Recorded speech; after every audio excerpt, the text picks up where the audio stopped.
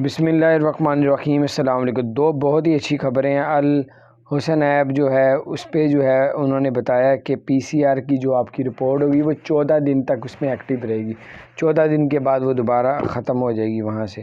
اور دوسری خبر یہ ہے کہ شارجہ نے 237 جو ہے قیدیوں کو رہا کرنے کا فیصلہ کر دیا ہے، وہ آج رات کو یا کل جو ہے رہا کر دیے جائیں گے۔ تو شارجہ نے 237 قیدیوں کو رہا کرنے کا اعلان کیا۔ بڑی اچھی بات ہے، اللہ تعالیٰ بڑا راضی ہوتا ہے۔ دوسرا یہ کہ آپ کو بتایا تھے الحسن ایپ جو ہے اس میں آپ کو 14 دن کے لیے جو ہے وہ آپ پی سی آر جو ہے اپنے اس میں درج کیا ہوگا، 14 دن تک وہ ایکٹیو رہے گا اس کے بعد ختم ہو جائے گا۔